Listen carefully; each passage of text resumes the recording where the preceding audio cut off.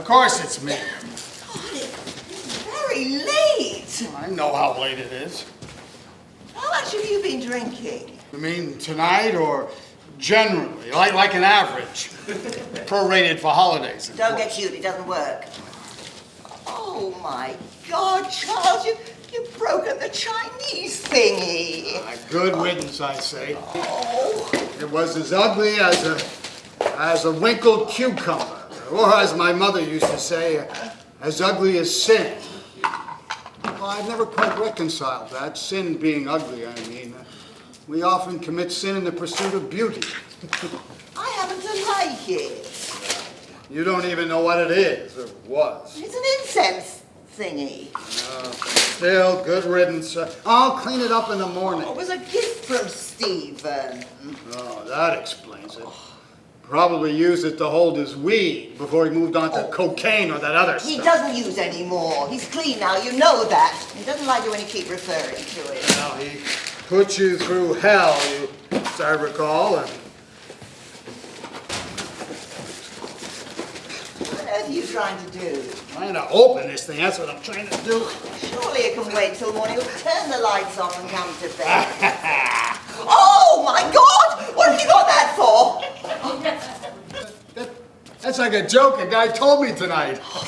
Charles? A guy buys a potion from a voodoo lady to give him the biggest, longest erection he's ever had. Pays her a lot of money. She tells him it only works once, and you have to say 1, 2, 3 to make it work. And then he asks her how to make it go down after he's done. Charles, for God's sake! And she says, you just say 1, 2, 3, 4, and down it goes. Charles, for God's sake, this is not funny. Oh, God, would you let me finish? For once in your life, would you let me finish? So, he goes home, he takes the potion, heads for the bedroom. His wife's already in bed. No surprise there, right?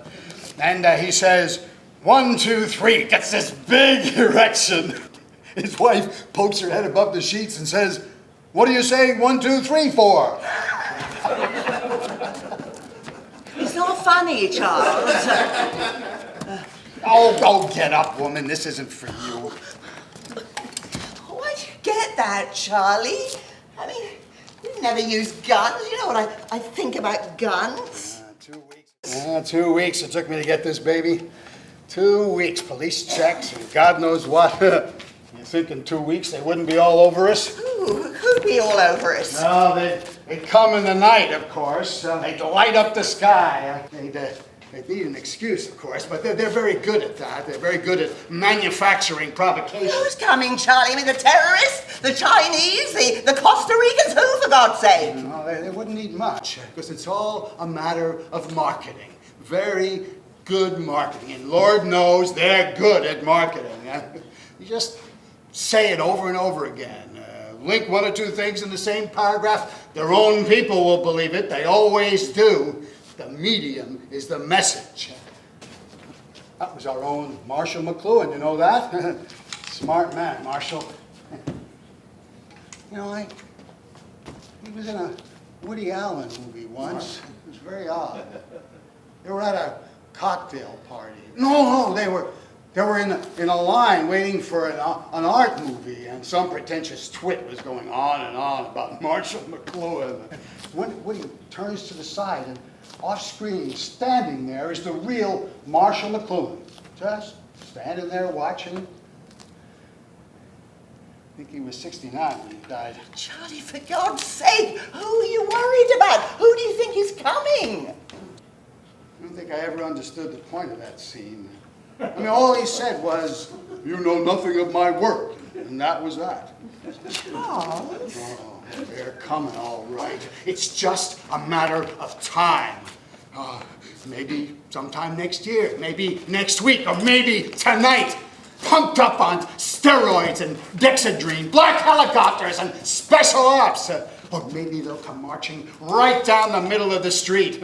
This time, they'll get past Stony Creek. Let me fix you a cup of coffee, Charlie. Do you know how often they shoot each other? Do you know that? Well, you're the one standing there with a gun, Charles. Do you know why they have to do this? You know why? I'll tell you why. They have to do it because they hate themselves. And they're afraid. That's what they are. They're afraid. What are you talking about, Charlie? Who's afraid of what? They're afraid of themselves. They're afraid to take a good look at themselves. Would they see something then? Oh, yes, they'd see something I then. still don't know what you're talking about, Charlie. Venal greed and corruption. The breakdown of the human spirit, the collapse of the social contract, the end of humanity, the end of charity. The hordes are at the gate. Charlie, for God's sake, now put the gun down and come to bed. Oh, it's too late for that, my love. They're coming. I can feel it. They might even be coming tonight. Who's coming? Who the hell is coming? How could you not know? How could you not know? Walmart, Home Depot, Walt Disney, Enron and Halliburton, American fucking Idol! The Americans! It's the Americans! The Americans are coming! Oh my God! That's it. That is it. This is insane. Now, I am going to bed. Charles, do you hear me? I am going back to bed. And that window is your problem.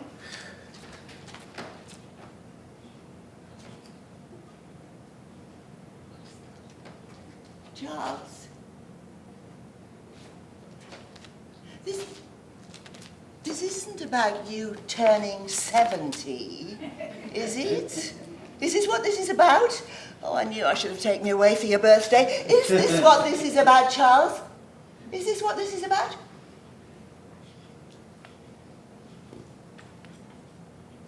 That bottle on the counter. Might there be a drop of bourbon left in it? God's sake, Charlie, you don't need any more to drink. Well, a good Muslim wife wouldn't question her husband. That wasn't funny before and it's not funny now, especially now. Besides, Muslims don't drink alcohol. The world is going to hell, Cheryl. You know that? The world is going to hell. Maybe you do need that drink. You know, my grandfather used to say that every important decision in life should be considered twice. Once sober, and once drunk. And a smart man, my grandpa. Is this the grandfather who emptied his bank account and drove to the Yukon to pound for gold when he was 80? The very one. You know when it started? It started at my grandmother's funeral. The whole family was around the gravesite, and the minister had just finished his eulogy. It was that moment when nobody knew what to say or when to walk away. Everybody's waiting for someone else to make the first move. And my grandpa, he just slapped his hands together. Whap, whap, said, "That's it. She's done, finished." Walked away, got into his car. I think he drove straight to the bank and emptied his account. Didn't get very far, though. They found him asleep in his car somewhere in northern Ontario. The whole family thought it was sad and tragic. But I thought, you know what I thought? I thought, good on you, Grandpa. There's still adventures ahead for you, Charles. There still are. 70 is the new 50. Well, there you go. But 90 is still 90.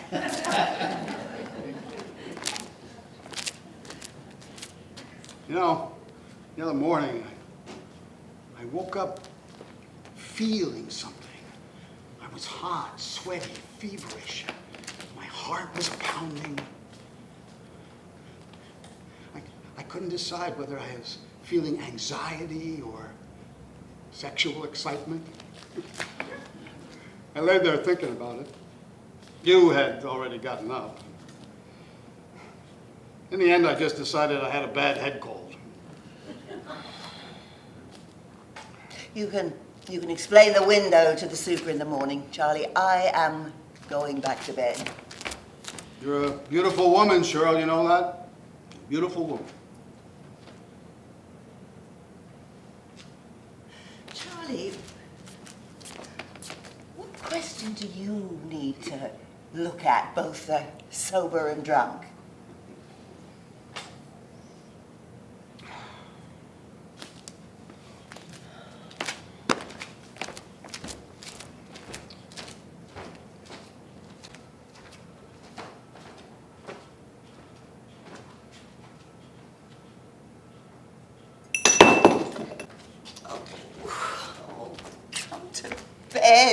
Charlie.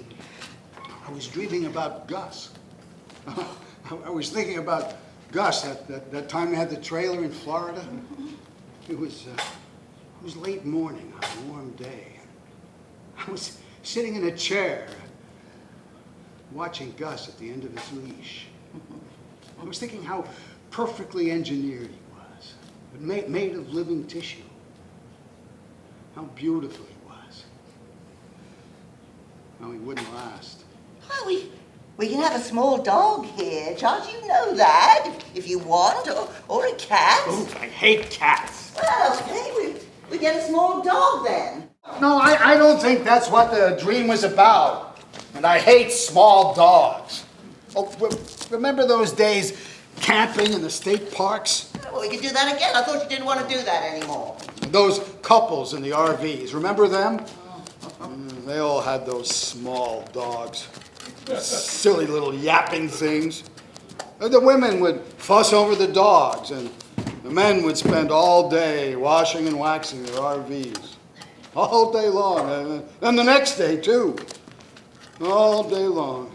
Washing and waxing, washing and waxing, washing and waxing. I mean, these were men who wouldn't know which end of a vacuum cleaner to plug into the wall. I remember. And I also remember that you never washed our vehicle, not once. Yeah, distractions. That's what they were, distractions. I think the Italians have a word for it, divertimento or something like that. I think that refers to a particular kind of distraction, Charles. Maybe so. But at a certain age, that's all that's left. Sparkling caravans and yapping dogs. Unless, of course, you're Mr. Hefner or Mr. Berlusconi. Oh, would you sit down a moment, woman? Why did you buy that thing, Charlie? Never owned a gun before. 70 years old, I never owned a gun. Isn't that something? And now is the time to buy one? Think they're going to start a deer culling program in downtown Hamilton to amuse senior citizens? Senior citizens. You know, 5 years ago, my sister emailed to tell me that if I were hit by a car crossing the street, the newspaper would refer to me as an elderly pedestrian. Elderly pedestrian. Wasn't that nice of her? We marched against the Vietnam War. Remember that, Cheryl? That was your first wife, Charles. Then when Iraq came along, we didn't do anything. We just said, no, they wouldn't do it. They wouldn't do anything that stupid. I mean, no way they'd invade Iraq. Charles, you do know that it is 2 in the morning. Come to bed, please. My father wouldn't even allow a BB gun in the house. What do you think of this one, baby dad? You got ammunition for that thing? Of course, 1 full box with every purchase. All I had to do was to sign a form swearing I didn't have a police record and I'd never been confined to a psychiatric hospital. Not yet, but the night is young. And then those bankers started selling big piles of shit to one another. Economy goes in the toilet and we end up here. Oh, so this is where this is going, Charlie. Those criminal bastards. They knew what they were doing. They even took out insurance against the very things that they were selling. It's cozy here, Charlie. I don't want anything bigger, not now. Besides, we're far better off than most. 7 billion people. That's how many there are. 7 billion. Ice caps are melting. The rainforests are dying. Nice cool breeze coming through your new window, Charlie. And then we have the Muslims. Oh, God, not the Muslims again. Well, I have some sympathy for the Muslims wanting to take us back to the 13th century and try it again from the beginning. Take it from the top. I'm not sure that's what they have in mind, Charlie. Did you know that 82% of Egyptians believe that adulterers should be stoned? And? Well, I, for one, have always been stoned when I committed adultery. Are you trying to tell me something, Charles? In my former life, my love, in my former life. Just where were you tonight, anyway? Oh, have a drink with me, Cheryl. Oh, God, you're not coming to bed, are you, Charlie? Oh, it's a propitious night, my love, a propitious night. Where would propitious be without alcohol? I figured it out. Figured out what? Well, not everything exactly, but a little bit. Americans represent the unfettered human soul. No rules, no regulations. Just let it be, and we'll get the best and the worst from everyone. That's the American idea. And by God, they do. By God, they do. Then the Muslims, thank you. The Islamists, anyhow. Well, all fundamentalists, for that matter. They want rules for everything. What you eat, how you dress, what you say, who you screw.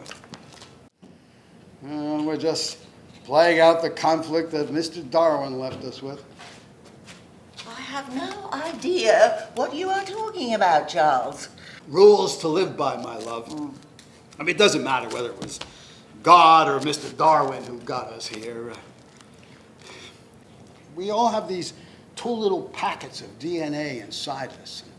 One wants rules to live by, structure, order, absolute right and wrong. The other says, no, let's run naked in the meadow and fuck in the forest. But we're always in conflict, inside and outside. The outside just mirrors the inside. There you are. Well, that certainly clears that up.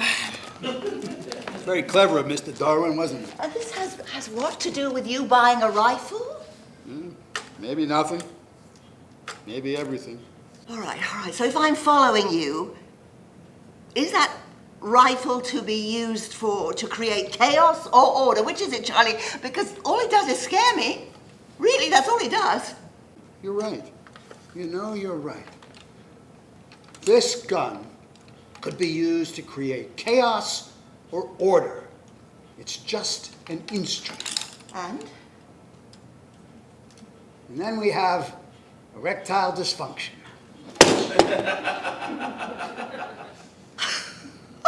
Oh, for God's sake, Charlie. Oh, for God's sake, I think we both need some sleep. You can explain that to me in the morning.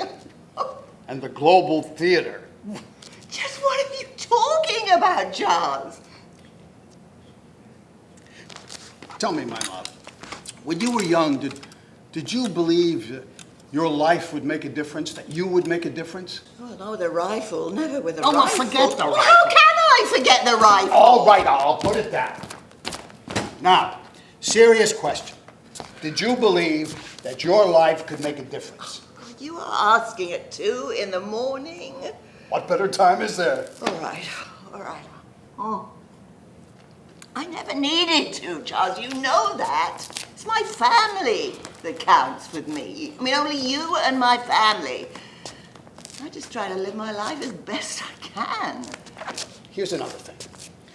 You know who your grandfathers were, right? And your great-grandfathers, and maybe their fathers, but after that, nothing. Don't grandmothers count in all this? The point is, that's what, 4 generations, and then poof, nothing, all gone. Well, it may be different now, Charles. I mean, we may exist forever on a memory stick. This is what I've been thinking about. This is really what I've been thinking about. Is this going to take long? Can you stay up for the condensed version? Oh, God, Charles, we both need some sleep, and Stephen's coming over tomorrow morning. This morning. Oh, Why? why do we need some sleep, or why is Stephen coming over? Because I asked him, that's why. Not early, I hope. No, he said he wouldn't come before 10. All right, if you need to go to bed, go ahead. I think I'm just going to sit here for a little while, contemplating the tragedy of the human condition. All by myself. Solo. In mine own singularity. Bereft of human companionship.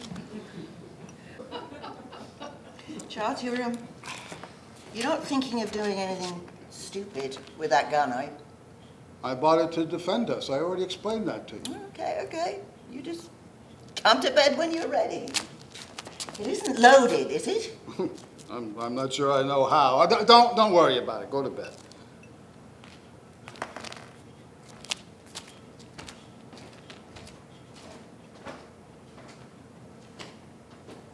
Shirley, the condensed version is that I always thought I had a special mission. A mission?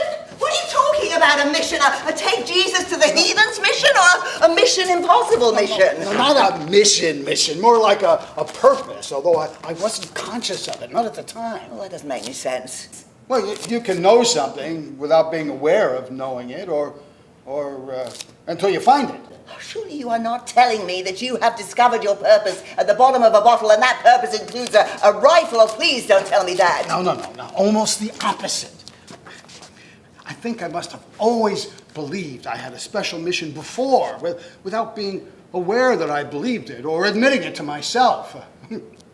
Maybe we all do, if you follow me. Oh, it's clear as mud, Charles, and I really think it's time you stopped drinking. No, I think that's what allowed me to be cruel at times, selfish, thoughtless, make mistakes that hurt others, like walking out on my kids. Oh, Charles, your children love you. They've forgiven you. I caused them pain. Oh, that was years ago, Charles. We make our decisions and we live with them. But your kids turned out fine. Better than fine. Now I'm just one of those 7 billion, here to stroll about the stage briefly and then poof, vanish. Think about that, Shirley. Oh, God, that is crazy making stuff, Charles. I try to keep my mind off it, especially at 2:30 in the morning. You never met my friend Andy, did you? He was from my previous life. Well, I told you about him. The chickens have come home to roost. That's all he wrote before he hanged himself. That was his suicide note. Did you know that? That was the full extent of his suicide note. The chickens have come home to roost. Oh, you're scaring me, Charlie. Now, he made some big mistakes over a few years. You know, I think he could have gone back. Backtracked, I mean. Resumed his former life. His wife, his daughters, they would have forgiven him. He killed himself, Charlie. He wasn't sane. He wasn't in his right mind. Forgiveness doesn't take away shame. Shame hangs around like an old cheese. Charlie knew that. He couldn't face it. But you told me he killed the other woman. He strangled her and he hung himself. Oh, well, then he must have been crazy. Not just ashamed or embarrassed, but crazy, really crazy. I don't know. Somehow it became the only solution in his mind, and the chickens came home to roost. Charles, tell me the truth. All this talk about Andy, is that anything to do with you buying that gun? Do you see that Bernie Madoff's son killed himself? It was in the news the other day. But the man himself is still alive, I believe. Now, why would a son feel more shame than the father?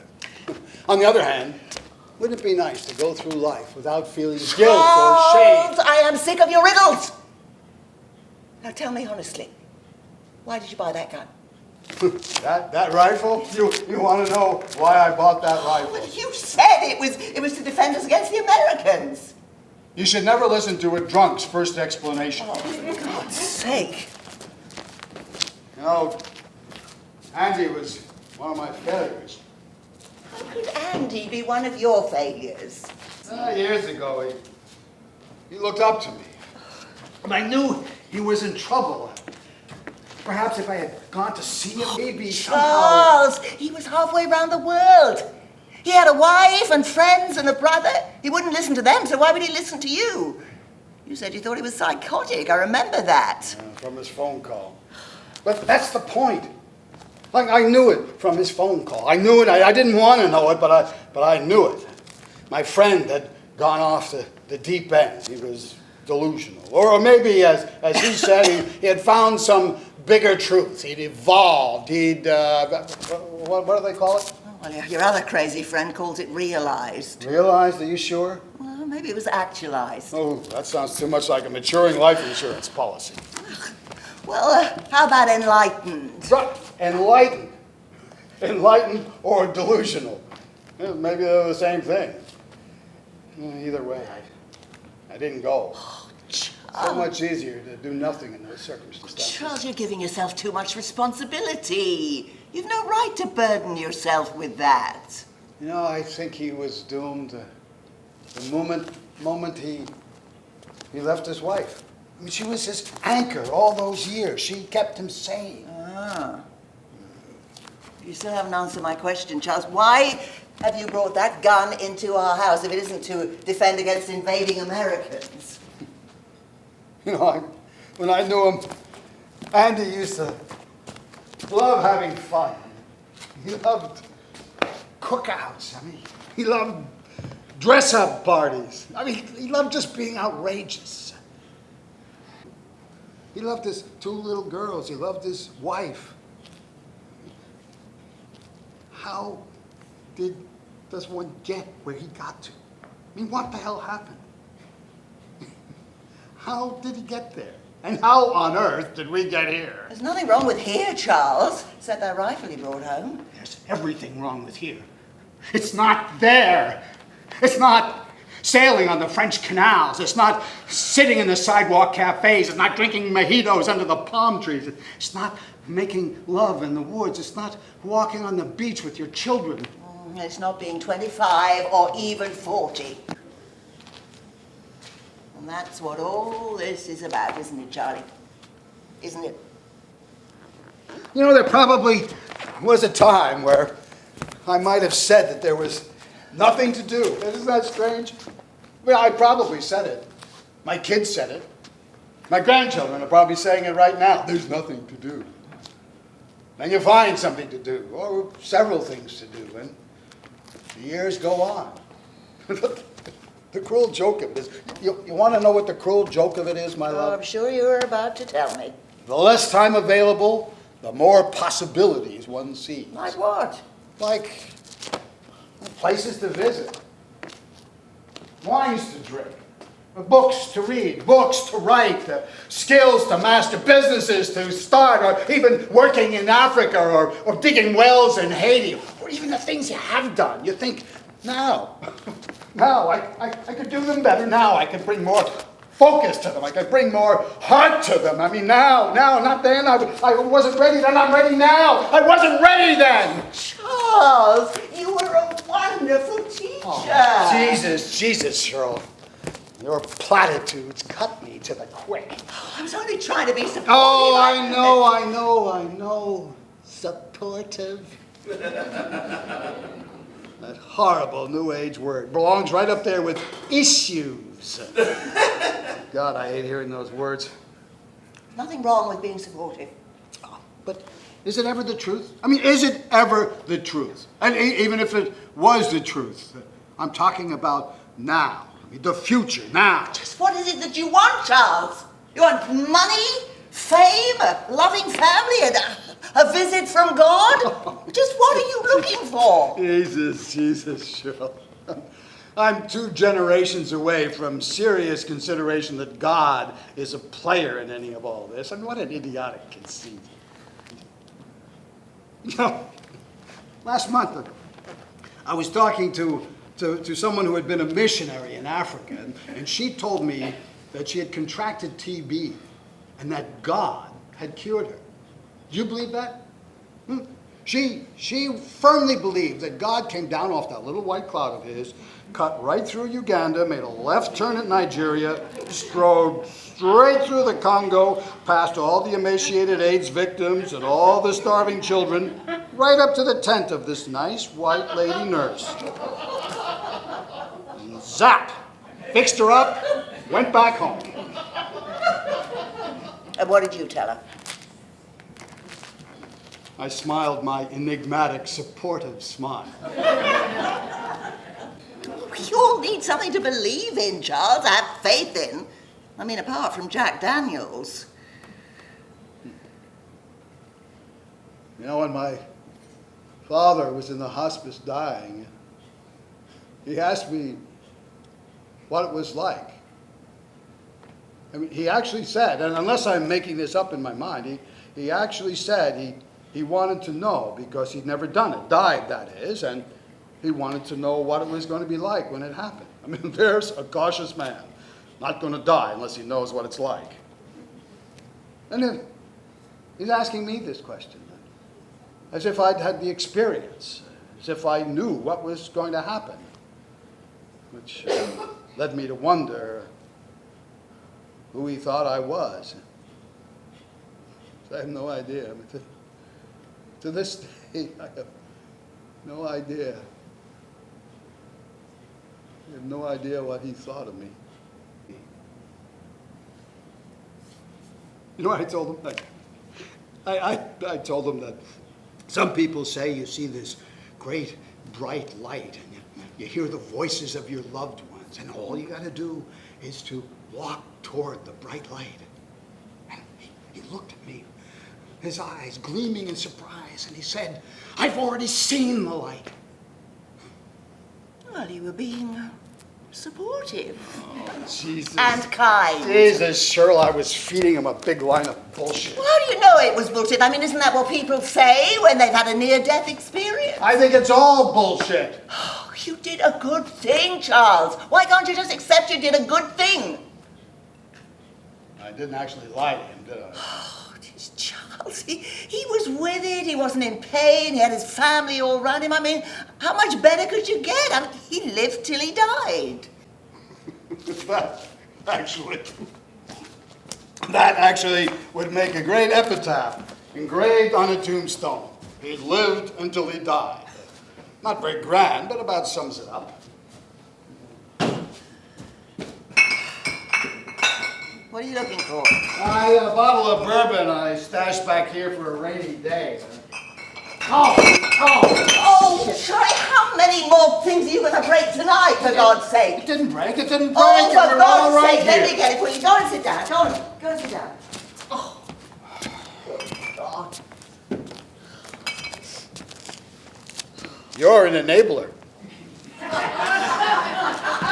You know that, Cheryl? That's what you are. You're an enabler. Oh, I'm not stopping you if you want to drink yourself to death. I just don't want anything else broken tonight. Here, is this what you're looking for? That'll do nicely. You know, I had an uncle who drank himself to death. He went into the hospital for something else, and 4 days later he had the DTs, had a seizure, and died just like that. The hospital said it must have been a stroke, but his drinking buddies knew better. I had another uncle on my father's side who was arrested for DUI at the age of 85. They got him coming out of a pub, getting into his car. Somebody at the pub must have called the cops.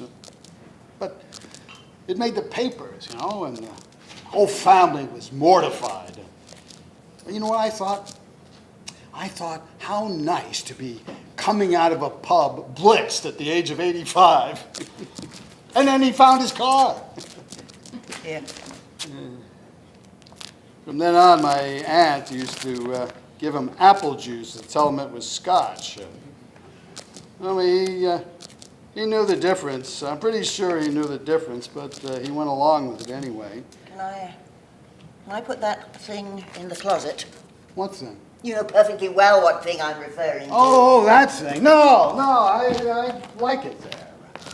I mean, do you notice everything else here? I mean, everything but the rifle? I mean, look at it. I mean, you know what this says to me? I mean, all of it. The table, chair, that vase, the walls, the TV, the carpet, especially the walls. What they say to me is the end of possibility. That's what they say, the end of possibility. They speak of mediocrity. They tell a story of slow death. The end of the story in a shitty little condo. But this, My latest acquisition. This instrument. This embodies possibility. That's what this says, possibility. Charles. You know those old crocs who get on the bus for a day at the casino? They sit in front of those machines all day long, pushing in nickels and quarters, and pushing the button, watching the wild cherry spin. That's what they're after. They're after possibility. It doesn't matter whether they win or lose. It's the possibility of winning or losing that brings them back. Put in a quarter, push the button. Put in a quarter, push the button. Put in the quarter, push the button. Ding, ding, ding, ding. Isn't that fucking pathetic? What's pathetic is you. What? Nothing, never mind. No, you were going to say something. Go ahead. No, nothing. I wasn't going to say anything. Yes, you were. No, I wasn't. Yes, you were. No. Yes.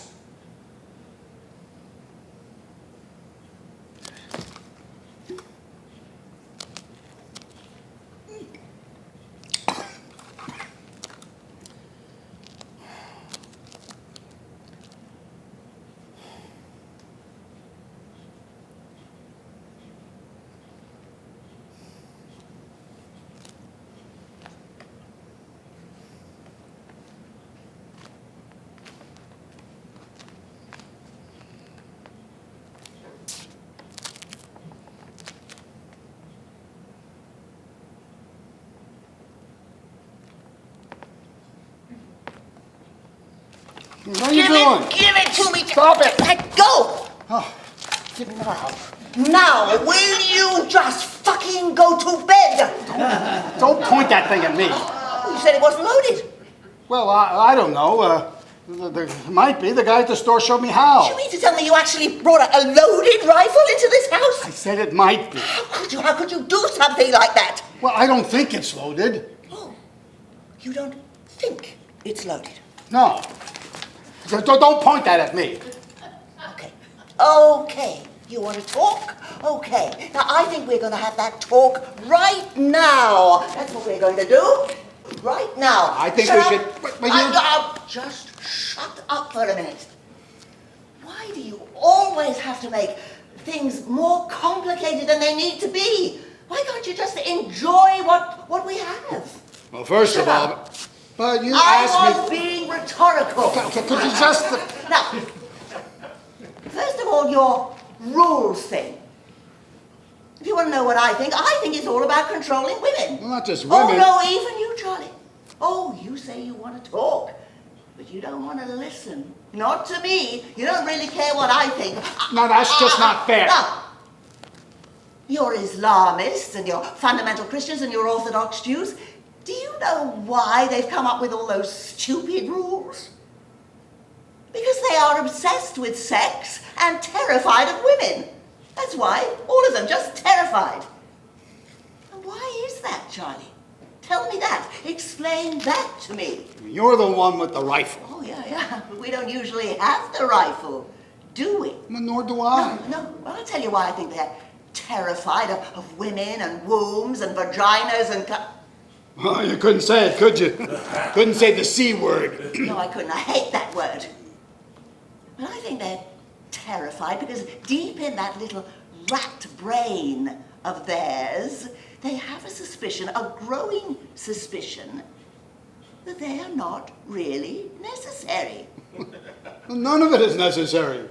I'm not necessary, you're not necessary, they're certainly not necessary. I mean even in a biological sense. Even according to your Mr. Darwin, men are not really all that necessary. And all your highfalutin pondering about the meaning of life and creating God in your own image doesn't change that fact one little bit. Not one bit. Could you point that somewhere else? How's it feel to be on the other end of it for a change? I've never been on either end before. Except for that time Mexican federale pointed at my chest, and that other time when we were in South America. Charlie, and is this what you really want? Is it? I mean, another Hemingway moment? Is that what you're looking for? No. Yes. Oh, Jesus, Shirley, I don't know. All right. All right, you want to know what I think? I mean, for a change, do you want to know what I think about it all? All right. All right, this is it. This is it. Now, as far as I can see, nobody gets more than one life. Nobody. Well, there are some who... Shut up, shut up. And most people don't have nearly as many years as we have. I mean, take that guy who wrote that Dragon Girl trilogy. He smoked 3 packs a day, climbed a flight of stairs and dropped dead before it was even published.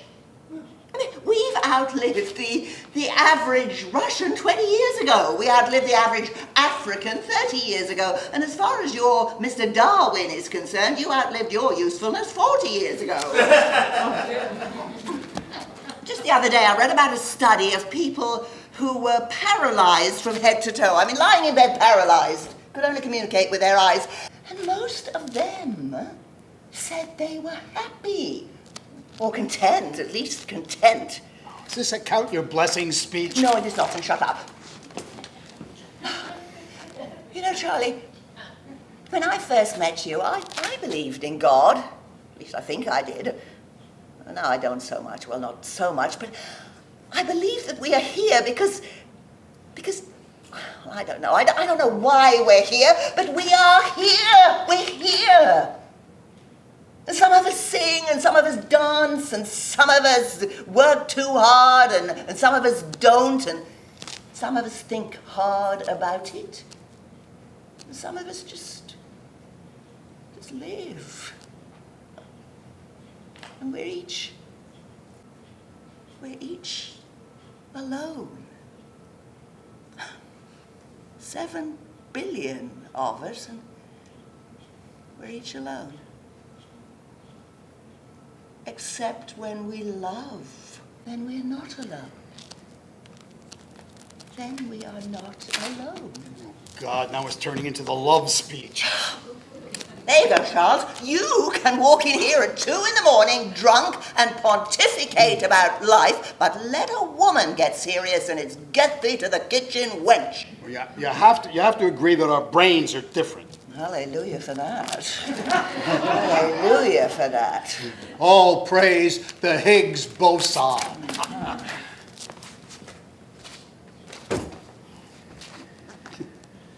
We always disappoint you, don't we? At the end of the day, we always disappoint you. Disappoint yourselves. That's what you do. You disappoint yourselves. I just want to know I'm loved and that my kids are safe. That's all. That's all I want. And to beat me at Scrabble. Oh, well, a few small pleasures. Can I have my bottle back? You know, Charles, I don't know why men go on and on about it, but we all have the capacity to examine our own lives, but the truth is none of us have the capacity to understand our lives. None of us. None of us. None of us. And we each need something to dull that capacity. If we don't have that, if we don't have that, then we end up in a big fucking black hole. That's what we do, and then the Andy solution starts looking pretty good.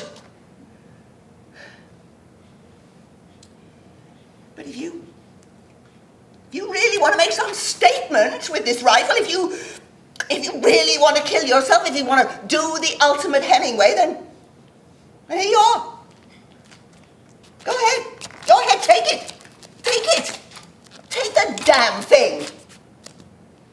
Because I, for one, am going to clean up this kitchen in the morning. I am going to get someone to fix that window. I am going to enjoy a marvelous cup of coffee. And I'm going to do the crossword puzzle.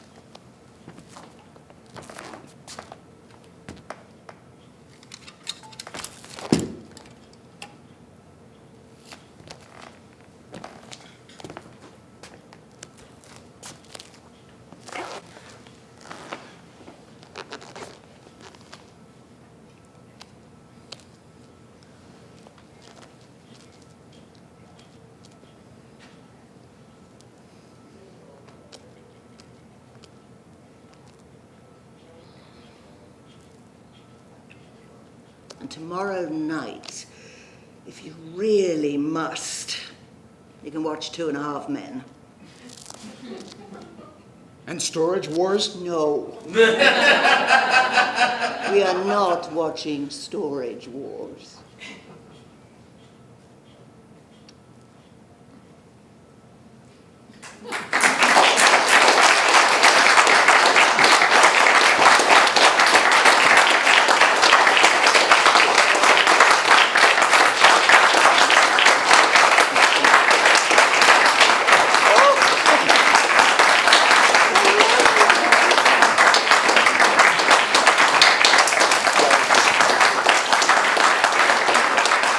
By the way, we should acknowledge the authors.